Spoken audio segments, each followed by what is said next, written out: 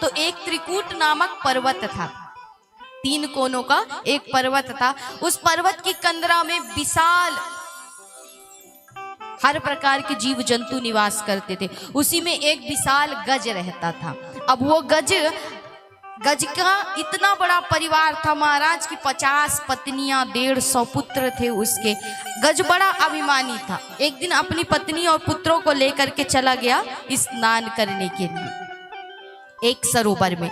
जब उस सरोवर में स्नान करने गया तो गज को इतना अभिमान था अपने बल पर, अपने परिवार पर, कि महाराज एक ग्राह ने जब उसके पैर को पकड़ लिया तो उसे बिल्कुल भी इस चीज का ज्ञान नहीं रहा कि संसार में हर समय अपने आप को श्रेष्ठ और दूसरे को निकृष्ट नहीं समझना चाहिए। दूसरे को छोटा और अपने को बड़ा हर समय नहीं समझना चाहिए। कभी कभी एक चींटी भी ऐसा काट देती है महाराज कि खून निकाल देती है। इतने विशाल शरीर को एक चींटी भी काट देती है और खून निकाल देती और कुछ नहीं कर पाते हो। इसलिए सबकी अपनी अपनी जगह पर योग्यता होती है, तो किसी को छोटा नहीं समझना चाहिए। लेकिन गज अभिमानी था और अभिमान के कारण उसने यही किया, उस ग्राह पर ध्यान ही नहीं दिया और महाराज आनंद से स्नान करने लगा। सोचा कोई छोटा मोटा जीव होगा, बाद में देख लूंगा। लेकिन वो ग्राह भी ऐसे पैरों को पकड़ करके बैठा था कि छोड़ने के उद्देश्य में नहीं था। धीरे धीरे धीरे धीरे उसे जल में खींच करके ले जाने लगा, सरोवर में डुबाने लगा। अब तो ये हुआ कि गज को लगने लगा कि मेरी शक्ति अब क्षीण हो रही है, धीरे धीरे मेरा बल खत्म हो रहा है। तो उसने अपने पुत्रों को आवाज लगाई, पत्नियों को आवाज लगाई कि मेरे प्राणों की रक्षा करो, मैं मारा जा रहा हूँ, डूब रहा हूँ, इस भाव में डूब जाऊंगा, मर जाऊंगा। तो पत्नी और पुत्रों ने आकर के अपने बल का परिचय दिया। सूंड से सूंड मिलाकर के खींचते रहे।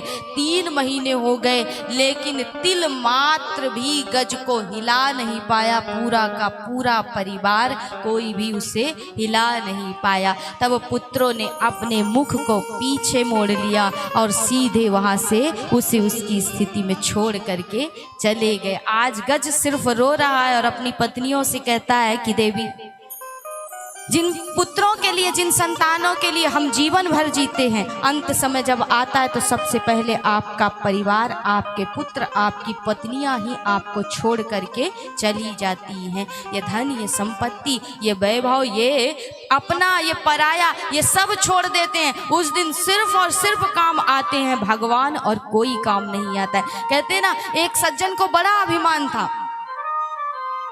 बोले एक संत के पास गए और उन्होंने कहा कि मेरा परिवार बहुत अच्छा है, मुझसे बहुत प्रेम करता है। अच्छा, तेरा परिवार बहुत प्रेम करता है, तुझसे देखना चाहता है कितना प्रेम करता है?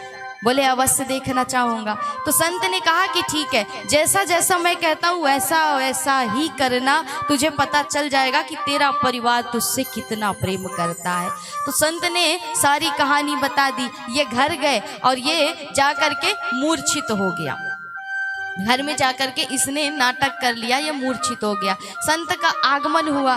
संत ने कहा कि इसके प्राण जाने वाले, एक ही शर्त पर यह व्यक्ति बच सकता है, जब मैं एक उपाय करूं और तुम उसको पान कर लो। अर्थात एक कटोरे में दूध लेकर के आओ, मैं मंत्र फूकूंगा और उस दूध को, अभिमंत्रित दूध को यदि कोई पान कर ले तो उसके प्राण चले जाएंगे और इसके प्राण बच जाएंगे। अब ये कौन कर सकता है? तो पुत्रों से पूछा। पुत्रों ने कहा कि महाराज, हम तो अभी बहुत छोटे हैं, संसार में आए हैं, इसलिए अभी दुनिया देखी नहीं। इन्होंने तो दुनिया देख ली है, चले भी जाएंगे तो क्या फर्क पड़ता है? सिर्फ वो व्यक्ति नाटक करके सोया हुआ है, उसे हुआ कुछ नहीं है। पत्नियों से पूछा तो पत्नी कहती है कि महाराज, अभी मेरी आयु क्या है, दूसरा विवाह कर लूंगी, दूसरा घर पकड़ लूंगी महाराज, लेकिन किसी के लिए प्राण खोना, ये कौन से शास्त्र ग्रंथ में लिखा है? माँ की बारी आई तो माँ ने भी कह दिया कि महाराज बस अब कुछ समय और जिंदगी बची है, तो असमय ही क्यों अपने प्राण गवाऊं, कुछ समय के बाद चली जाऊंगी संसार में। तो जितने भी समाज के लोग थे, अब उनकी ओर संत की दृष्टि गई, तो सबरे धीरे धीरे खिसक लिए महाराज की, कहीं हमें ना कह दें संत महाराज।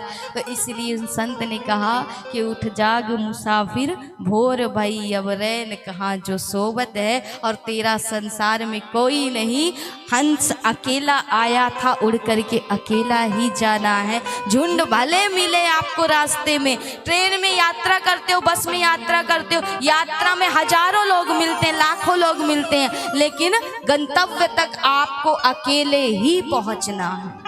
जीवन की यही कहानी है। ये संसार भी एक वही सराय है, वही सफ़र है महाराज, जहाँ मिलेंगे लाखों, ये पुत्र, ये पत्नियाँ, ये परिवार सब मिलेंगे, लेकिन गंतव्य तक तुम्हें अकेले ही जाना है। इस बात को अपने मन, अपनी चित्त, अपनी बुद्धि में बिठा लो कि संसार से जब जाओगे तो कोई नहीं जाएगा, सिर्फ तुम जाओगे और तुम्हारे कर्म जाएंगे। अब आगे निर्णय तुम्हारे हाथ में। तो हे देवी, जिनके लिए जीवन पर्यंत मैंने सब कुछ अपना गंवा दिया, क्या पाया क्या खोया, कुछ महसूस किया, कुछ एहसास किया नहीं किया महाराज।